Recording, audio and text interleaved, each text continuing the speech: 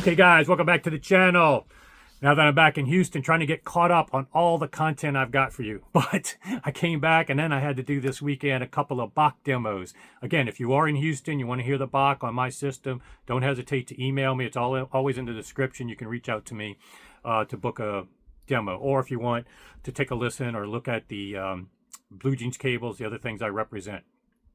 But I did have some free time this weekend to get caught up with a lot of things, including stuff still from the home entertainment show that I alluded to. One of the biggest takeaways from that show just isn't the gear. And that's not even why I go to these shows anymore. I've seen this gear a million times. I'm kind of immune to chassis and model numbers and gear at this point. What I look for is the people behind the gear, getting to know that better. It makes me so much smarter in choosing that gear where I made that mistakes turning gear in the past. Everybody has to go through that learning curve, but I'm trying to shortcut that for you by bringing you the best people that you can feel confident, good about spending money with. And certainly one of the biggest legends in the hobby, Andrew Jones, has always been known, whether it's cost no object with the TADs that he developed or budget highest value from working at T.H.E, Harman, and ELAC. You're going to enjoy this presentation where he talks about his evolution in the hobby. What speakers got him started to make him an audiophile? The quads, which is pretty much everybody that is in his age bracket, the quads were instrumental in their development. But you're not just going to hear him talk about it. You're going to actually hear him play music on them. He brought basically a museum worth of speakers that were instrumental to him, and he talks about them, then plays them, and then you can hear with my music clips, for whatever value that gives you, you can still appreciate how good these designs were still today and how much value they provided at the time. So this is a really cool presentation that should give you a lot more comfort and knowledge about Andrew Jones. But if that's not enough, I go to his studio when I went to West Hollywood. That'll be a separate video. The 888's his newest speaker, tremendous bargain at $5,000, and you're going to hear music clips in his studio where he voiced them and further interviews with him. So stay tuned for that. I'm also going to have Mark Levinson in the same week. Two legends on the channel, following up with Mark Levinson's Zoom, plus visiting his home. Plus this week, I've already recorded this as well for you guys.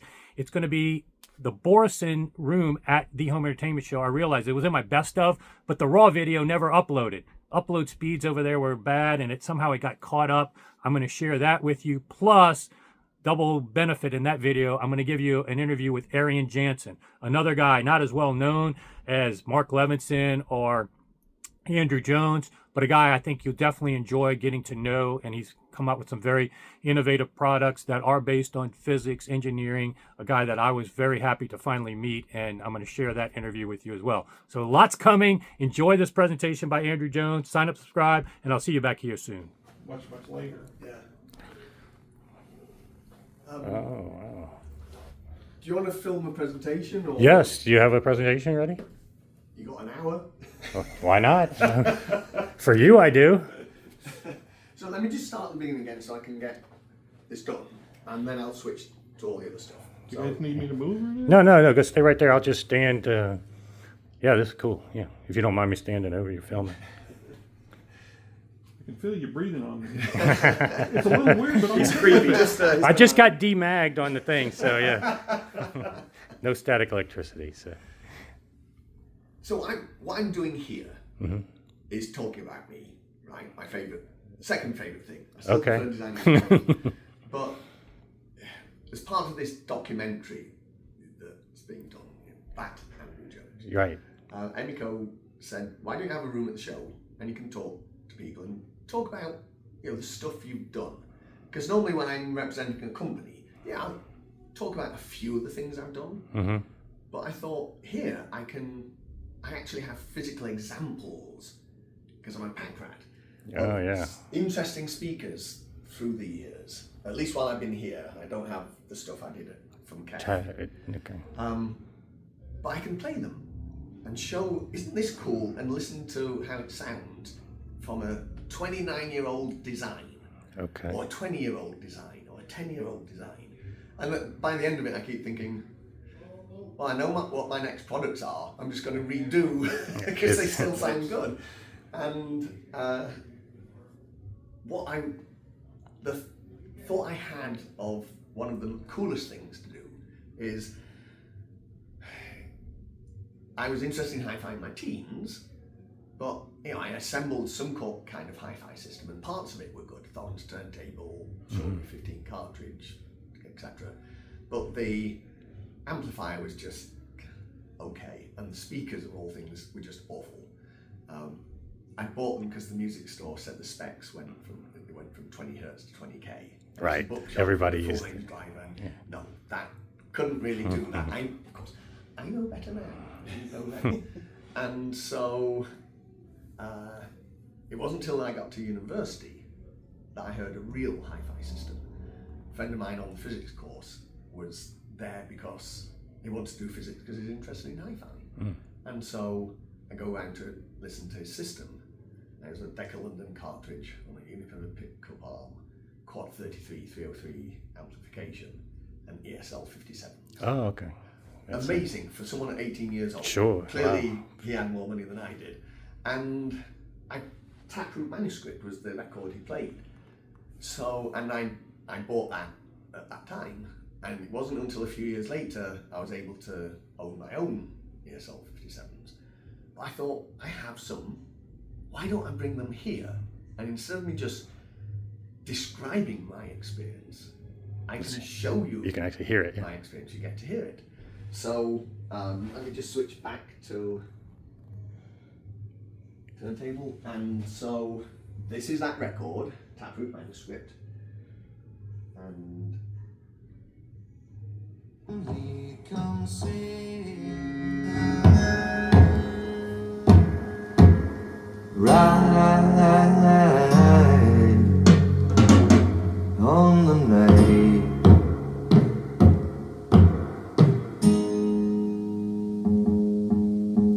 Sun become big, day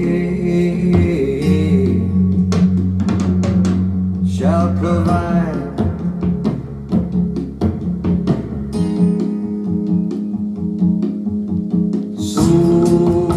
Suleiman, Suleiman, Suleiman, Suleiman.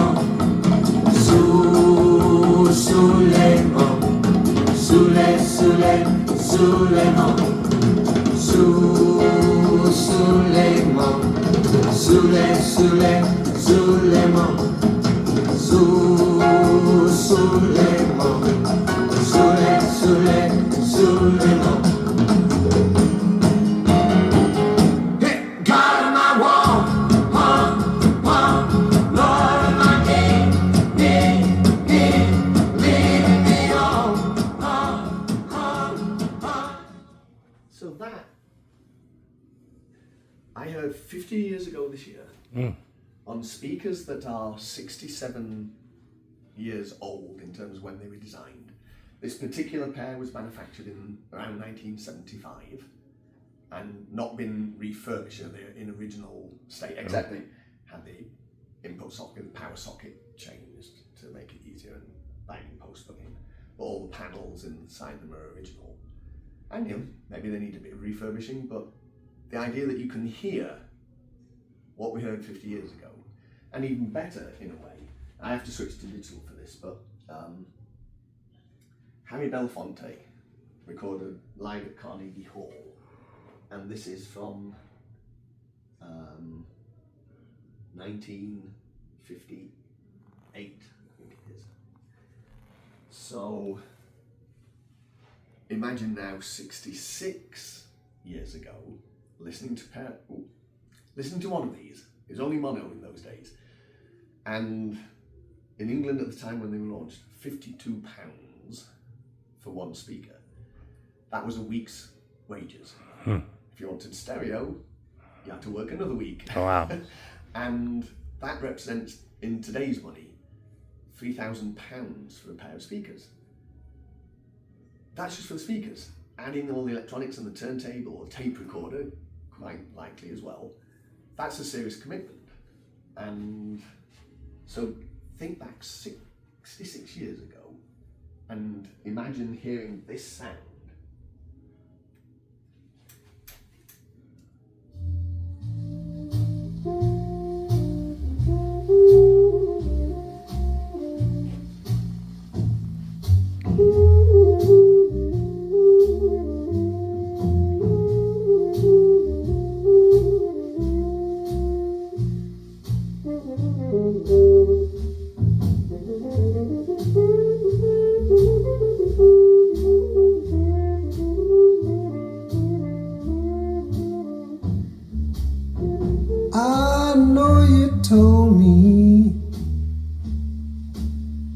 such a long time ago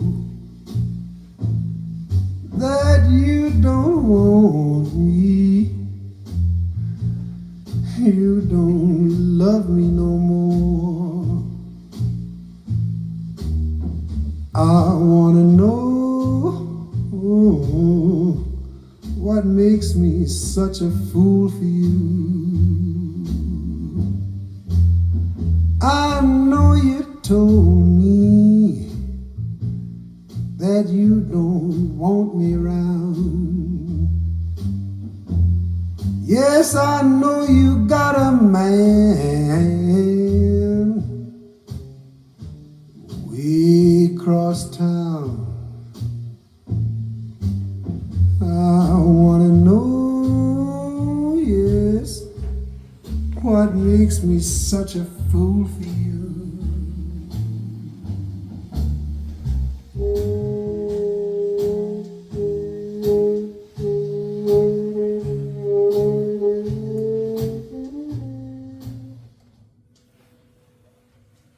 What have we learned in the intervening 66 years? Yeah. I'll put a modern track on these, and then I'm going to switch to showing some of the stuff I've done rather than what I've owned. And I thought, let's just do something like Billie Eilish. Just to...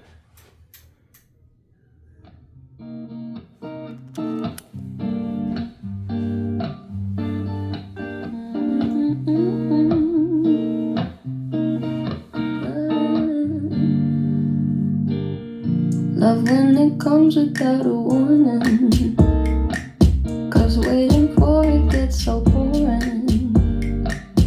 A light can change in 20 seconds. A light can happen in the dark. Love when it makes you lose your bearings. Some information's not for sharing. Use different names at hotel check-ins. It's hard to stop it once it starts. It starts. I'm not sentimental, but there's something about the way you look tonight. Makes me wanna take a picture, make a movie with you that we'd have to hide. You better lock your phone. So,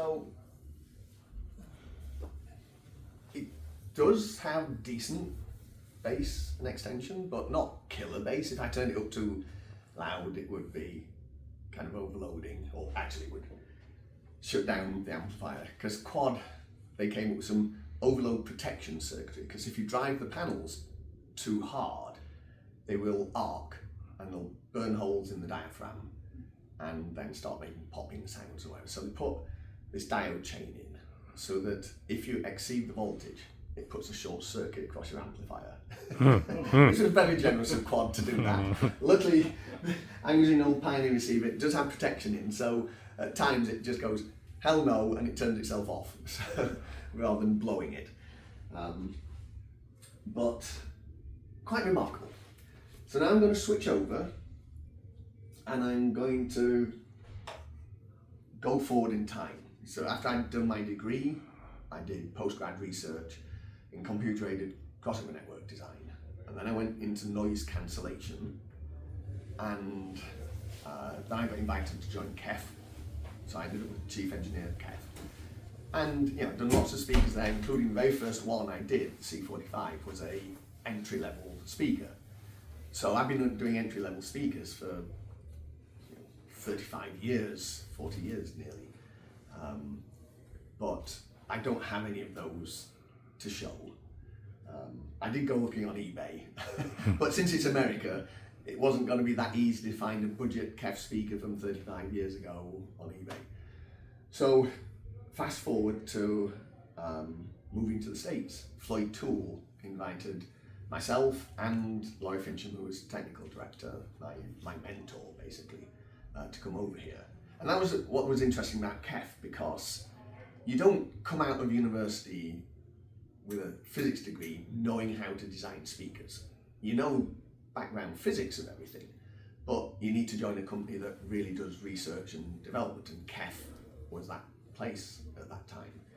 And I started off in research and then crossed over into product development. And in fact, you know, Teal Small Parameters, Dr. Richard Small, he came and worked for us at T.H.E as head of research. So I was working directly under him. And I got to know all the luminaries in the field because of T.H.E. And so it's a fantastic training ground. But then Floyd invited us over here, and I moved out here in '94. And you might remember the date, I certainly do. January the 17th, 1994. Does that sound familiar yet? What if I had Northridge? I was telling Kev, I'm thinking of taking this job with, you know, the Harman Group. It's in Northridge, California. I finally went in the morning of January the 17th, UK time, handed in my resignation, and then about 12:30 lunchtime, all the management come down. Andrew, turn on the news. Have you heard the news? There's been an earthquake in Northridge. And, you know, there's all the pictures of the gas main explosion, the freeways collapsed. And they go, you don't have to go. We can tear up your resignation. We're happy to keep you. Well, you know, probably by the time I get over there with visas and everything, it will have calmed down a bit. So I did move out here and I worked for Infinity. So I was doing design for Infinity. And in fact, the first one I did, I was working on it from the UK before I got out here. And it was a system called Prelude. This tall aluminum tower with 4 mid-bass drivers, 2 mid-range and a tweeter. But the bass section was a self-powered side-firing 12-inch driver. And it was the first of its kind on the market, 96 dB sensitivity. So and a flat impedance curve, and it's just self-powered in the bass. So it was fully integrated. You didn't have to adjust controls, not like a separate subwoofer. I designed it into that speaker, and it was fed off the speaker terminals. So you just plugged it in like a regular speaker, but it was a 96 dB speaker going down to 30 or 40 hertz. It worked really well, so we decided to do a mini version of bookshelf of it. So that's what's here.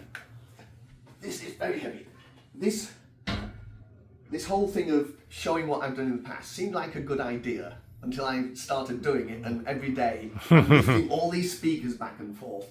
So I'm rather glad I chose not to show my latest SourcePoint 888 tower, because that would have been ridiculous moving it back and forth.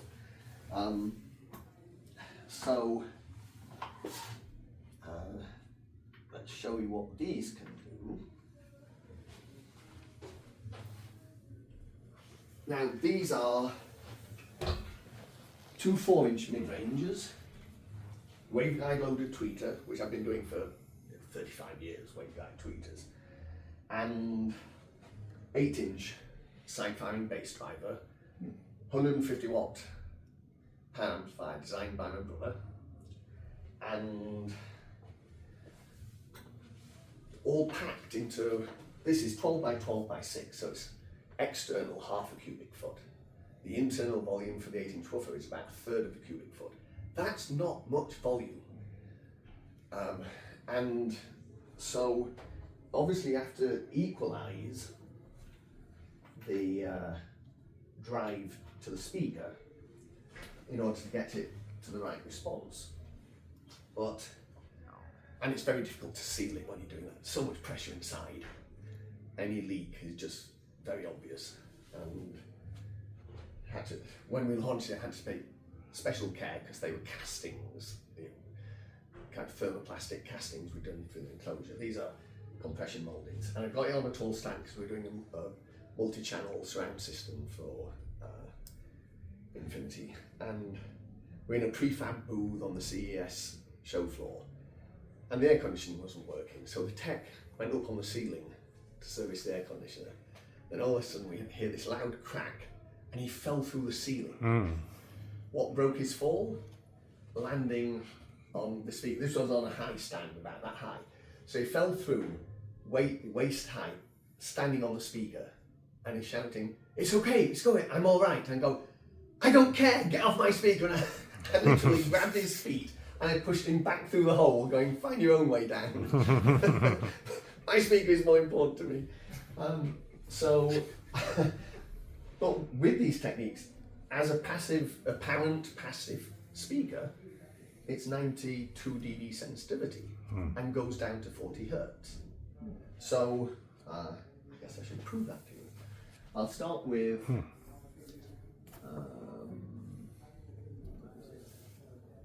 Dan Patlansky.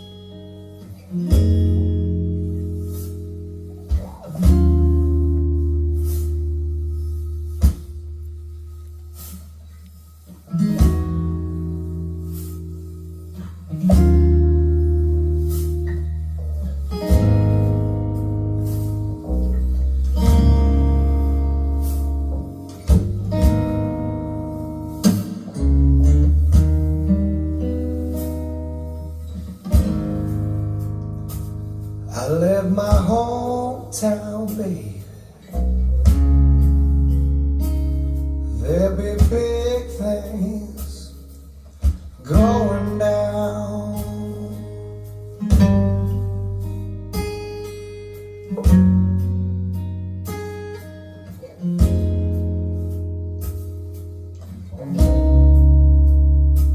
I left my hometown, baby.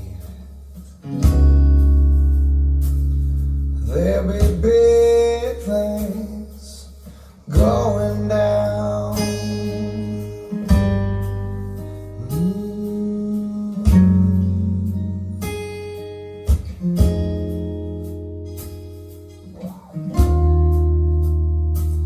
What I see ain't so pretty. Surely drag me on down.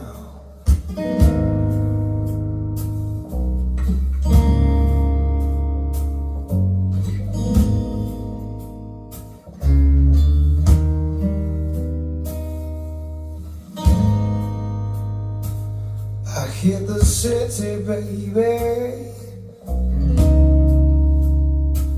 Streets be paved with gold.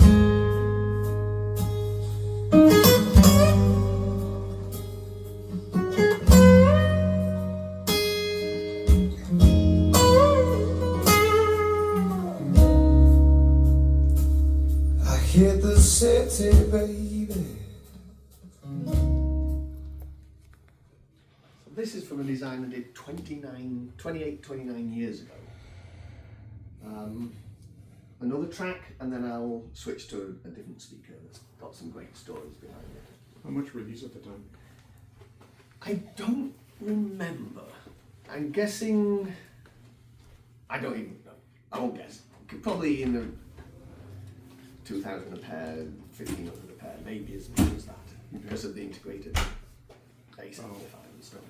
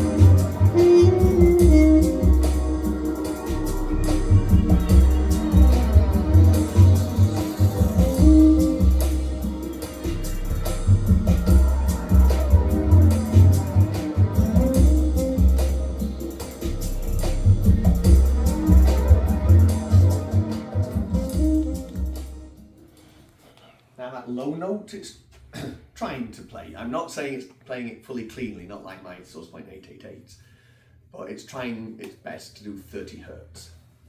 And you can hear some semblance of it, although there's some frequency doubling in that. It's not pure, but it's still not bad for a speaker of no more than half a cubic foot size and 92 dB sensitivity. That's what you can get when you self-power and properly integrate, let's say, the subwoofer into the speaker, rather than, the problem with subwoofers is you have a compact speaker and you go, I need a bit more bass, I'll add a subwoofer in. And with the stereo system, how do you do that? Because most stereo amplifiers don't have a subwoofer output. Either they don't have a mono output, or they don't have an extra high line level output to drive a subwoofer, and they don't have a high pass filter. So even though you add a subwoofer, you can't play any louder. If it was struggling to produce bass before, it will still be doing it because you're still feeding the bass in. You're just adding something in below its cutoff point. So, we solved that with home theatre because receivers all have that capability built in, but most stereo systems don't. And then, if you manage to hook it all up, how do you know what the actual low frequency response is of your main speaker?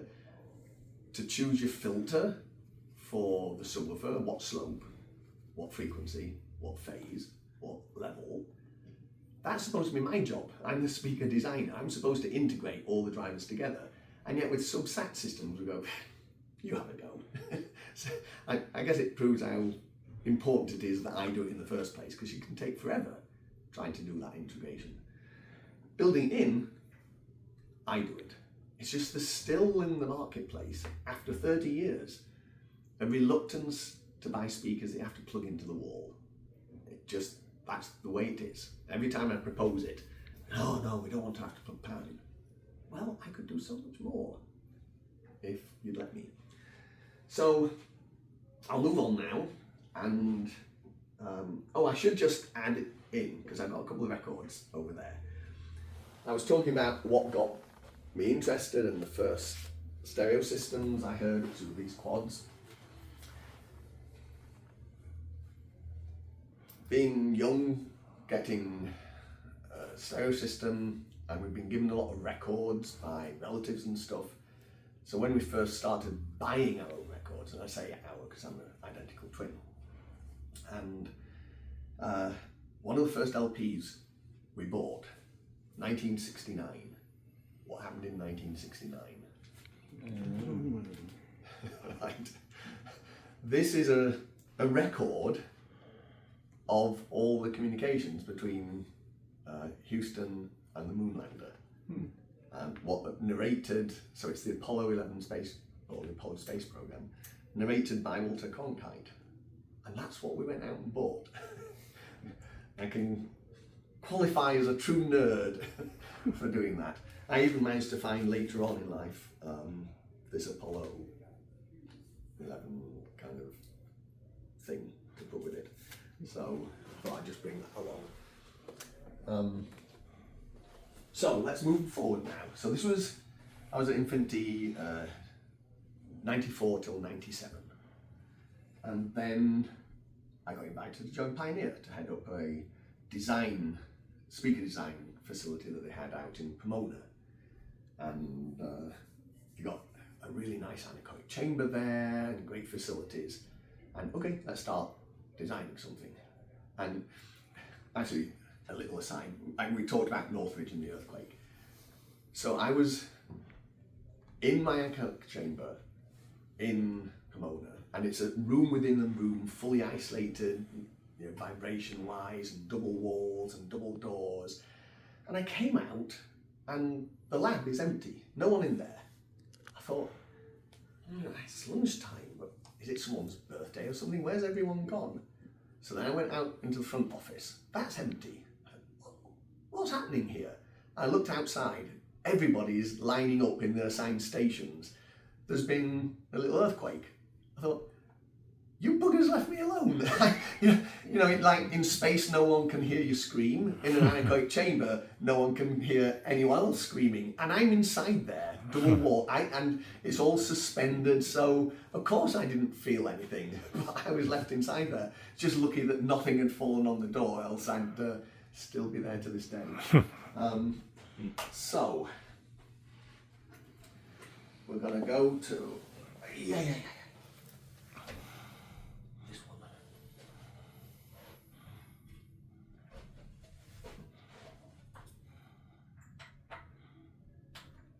And I will say this isn't the best setup room I've ever done. It was more about just playing and showing and making it look like my lab with all the messy stuff around. I did do one thing for, well, a couple of panels at the side. I thought for the bass, it's always difficult to control bass in these rooms.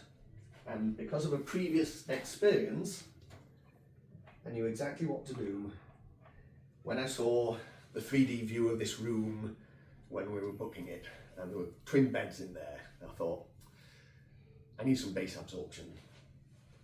So we left the mattresses. It's surprising how well that works. I was doing a show in Milan once for T.H.E, and Pioneer were our distributors in Italy. And they booked a demo room. I fly in, I get there, and it's one of these second level basement type floors in the hotel. There's this room 3 times as long as it is wide. And it's concrete floor, concrete ceiling, concrete walls, no windows, one door at the end. What possessed you to think this could make a good demo room? I hope you provided me some acoustic damping material. Yes, it's over there. And there were 2 rolls of 1/8 inch thick foam, just rolled up. That's it, that's all you've given me. We need something better than that. How am I going to get acoustic panels? And they said, well, their equivalent of Home Depot sells them. Show me. So we drive across Milan to Home Depot, and they've got these panels that are about 1 meter square, about that thick, and it's this reticulated foam, or the eggshell type foam. And I know it's not going to work.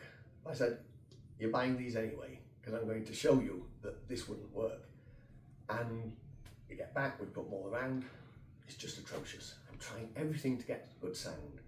And at the end of that night, and the show opens at midday the next day, I haven't done it. And I'm thinking, this is going to be the first time I've ever just done a still demo, you know, not an active demo. I wake up in the middle of the night, and I'm laying on the bed, and mattresses. There must be 100 mattresses stored somewhere. It's a hotel type show. So I go next morning, can I have 12 mattresses delivered to this room? And you know, after they questioned why do I need 12 mattresses in this room, they put them up, they brought them down, start putting them around. It just transformed the space. And so I brought all the system kind of 2/3 down, turned out the lights, did some stuff. It's sounding really good. But you can see that there's mattresses. It doesn't look very professional. So we've got to go out somewhere and maybe get some drapes and tape them up around. We go to IKEA. I've been to IKEA in nearly every country I've done demos in. And you know, you have to wander the path through to get to the draperies. And we wander through bedroom stuff. Like fitted sheets. That's way easier. And they had them in black. Perfect. So buy 12 fitted sheets, come back, stretch them over the mattresses. Almost looks like we mean it. So just by keeping the lights down a bit, I ended up getting best sound of show. So I'm really proud of myself. So ever since then, mattresses, my friend, because they're thick. You know, most damping things you put on the walls, which is the worst place to put damping, they're not thick enough. But these are thick, and then it's almost, because of the spring and the thing, it's like a membrane absorber. So it's pretty decent at low frequencies. So that's the secret trick. Smart. So, Infinity. These are called Isodrive, and they sold $200 a pair, and this is probably late 90s, 98, 99, something like that. So 20 more years ago, I designed these. And I wanted to solve the problem of cabinets always make a noise, right? And the cheaper the system, the more panel modes you've got. How do you deal with that? And I've always said that with speaker design, my priority is drivers first, then crossover, then cabinet. At least that's the priority in affordable speakers. Because the cabinet is expensive, and so in context of low-cost systems, it takes a lot to quieten the cabinet. What if instead we could design it so vibration doesn't go into the cabinet? So I'll show you something I've got here at the back. So this is the cabinet, and it's quite decent construction. It's dense MDF and quite thick, but it still resonates. So what we want to do is isolate it, just like suspension on a car. You don't drive a car with no suspension. Not the race car maybe, but not your average car. How do we isolate it? So this is the front baffle that goes on the speaker here. And I was working with Alan Boothroyd at the time, who's Boothroyd Stewart Meridian. He was also an independent industrial designer. So we use a technique called overmolding. We mold the panel to which we attach the drivers, just rigidly attach. But see these things here, if you press them, they're squishy. These are screw attachment points to the cabinet. And they've got hard washers in the middle, so there's a stop as you screw that to the cabinet for the screw. Then they're just isolated. So all you do is 3 screws to attach it to the cabinet, and even the sealing is done as an overmolding strip, so there's no gasket tape or anything like that. So 3 screws, you've attached it to the cabinet, and now it's isolated. So a lot of the force that would have gone into the cabinet now just lets this move a minute amount, but it stops that vibration transmission into the cabinet at very low cost. And very cool idea for a $200 speaker. So let me play with it.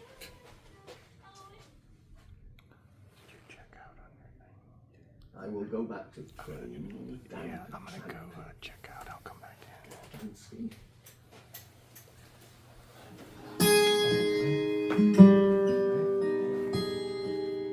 Gotta go check out my room. He's gonna keep.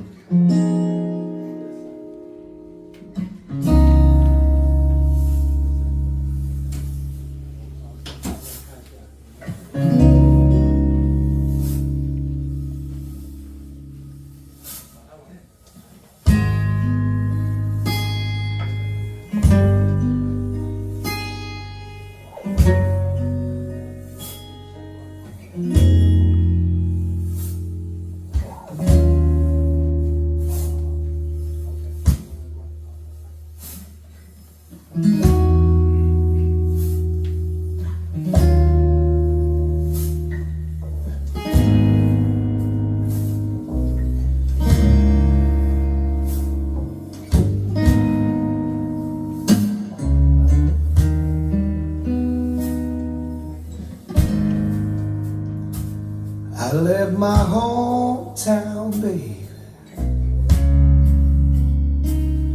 There be big things going down.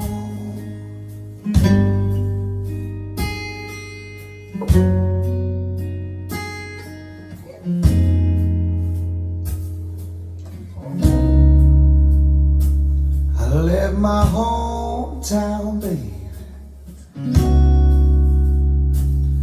There be big things going down.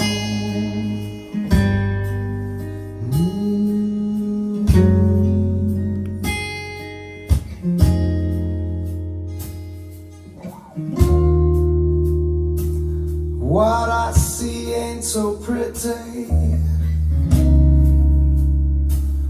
surely drag me on down.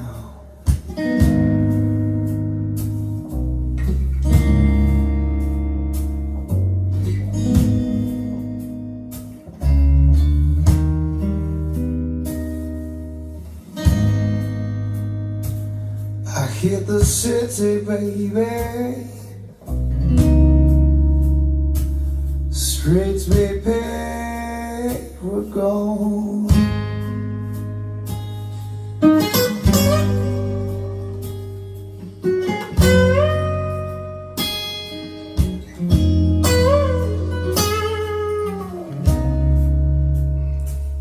I hit the city, baby.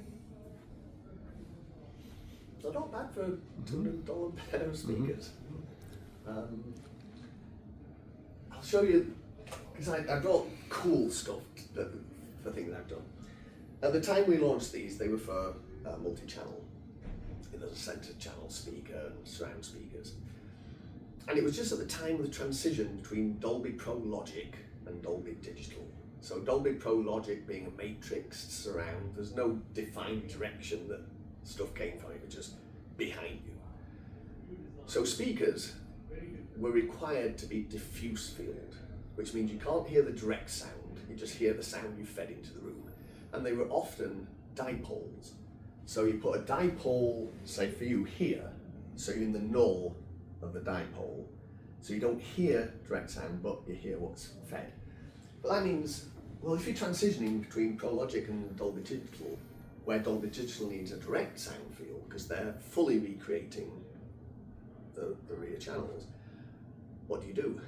So I came up with an idea, again using Alan Boothroyd to help with the design. So this was a similar in concept to the shape there, 5-inch woofer tweeter, and with the same grill that's there. So the grill goes on the front, and then you've got this mounting bracket that you mount on the wall, and then you just clip this on, and it's a direct sound for Dolby Digital. But what about Dolby Pro Logic? So this is cool.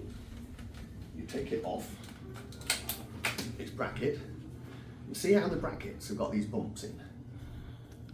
Well, you can turn the speaker around, clip it back. Oops. I'm right-handed, I just messed that one up.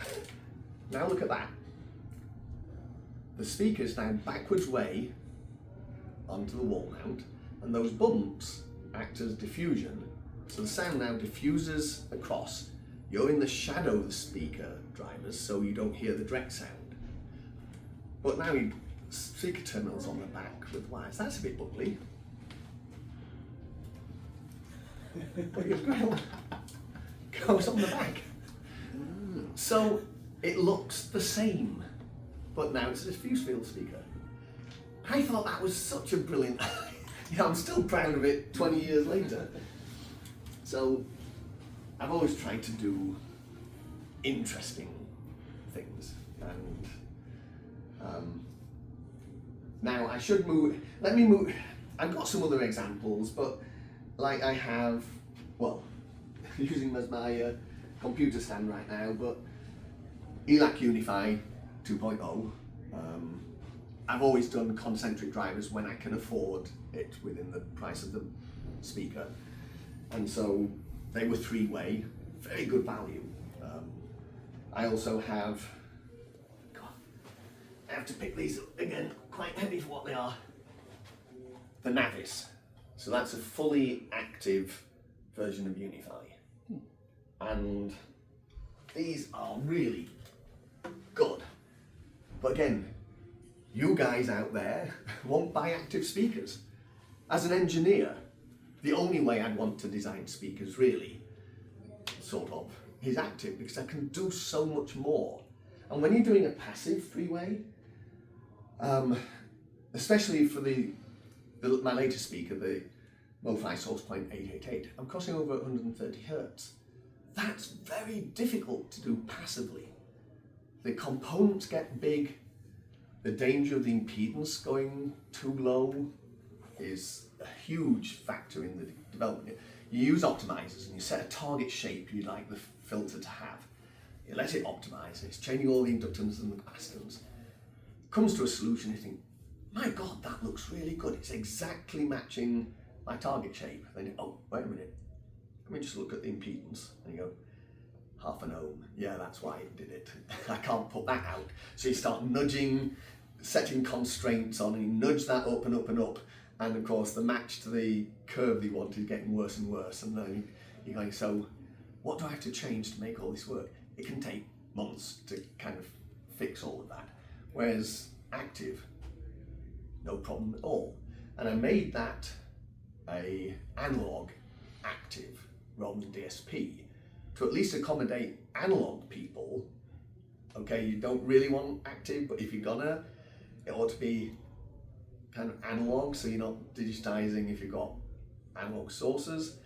DSP can do so much, but often I say, if you need to do that much, you sort of not design the drivers well enough to begin with. So I produced that, great reviews, didn't really sell that much. We tried, and I still will be keeping trying. But let's switch now to MoFi source plate 8s. I didn't bring the new ones just because doing this all day and moving all the tower speakers around, it was, yeah, I'm too old for that. So let's just give you a flavour of what these do.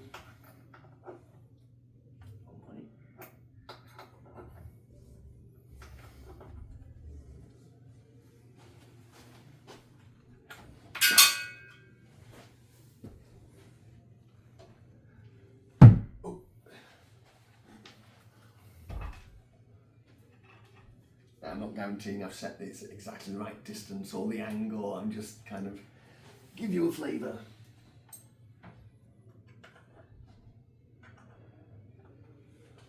Well, isn't that one of the advantages of concentric drives? Is there much more forgiving where you put them? Well, yes. I mean, you still want the distance, otherwise it'll pull the image over a bit. I mean, I will just take a look and see. That one probably can toe in a little bit. Actually, it's actually not too bad. I actually want to turn that one out a bit. Right. So with concentric drivers, one of the rules is never listen directly on axis. Mm-hmm. You don't need to, you shouldn't, because it's the point of maximum symmetry, therefore maximum irregularities. That applies pretty much to any speaker though. So always listen about 10 degrees off, and that's where the response is smoothest. And because the response is so well controlled across the whole frequency range, it's a great way to do it. So set up and let's see what I know how to do. A nice uplifting song, Death Row from Chris Stapleton.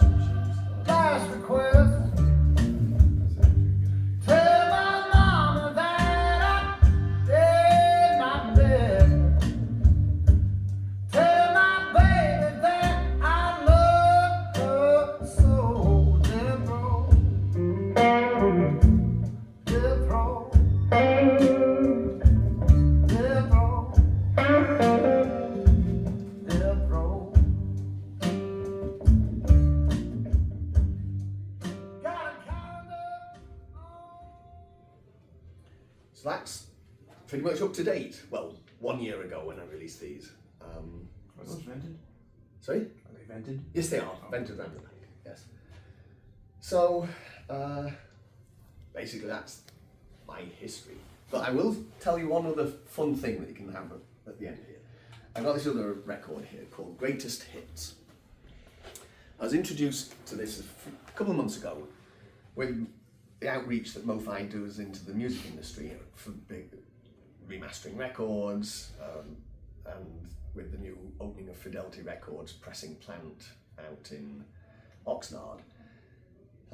We met up with this woman called Mary Ramos, and she's part of a group called Women in Vinyl. So professionals in the music industry interested in vinyl and promoting vinyl. And she's a music producer, and she worked with Quentin Tarantino and all these movies, you know, kind of picking the music, getting licenses and all this kind of stuff. So she's doing this new movie, so she invited us along to a premiere at the Grammy Museum Theatre. And it's called The Greatest Hits. And this is perfect for hi-fi nerds because it's both a time travel movie. The basic premise is this girl and her boyfriend get in a car accident. He dies, she's in a coma. When she gets out of the coma, certain pieces of music transport her back in time to when she was listening to that piece of music. So she gets the idea, if I can remember the piece of music that was playing in the car, maybe I can change the future. Right? Typical kind of time travel theme idea in that sense, but it's music that transports her back. And the way she listens to the music always is from vinyl. So she's going rummaging through all the record stores, looking for records. Is this the one? Because she can't remember what the piece of music is, but she might be triggered when she plays it. So all the time she's buying vinyl, and all her friends are buying vinyl. And when she goes to listen, everybody's got a vintage hi-fi system. And her system, I think it was JBL L100s maybe, but there's this Marantz receiver, and throughout the movie I'm looking and saying, oh, that's cool, and remembering the days of old. And then there's this scene that, if anyone recognises what I might be referring to. Mm-hmm. Maxell, yeah. Right? And so we met with Mary and the director afterwards. And I go, okay, I know what this is. Do you? Was this deliberate? And they said yes.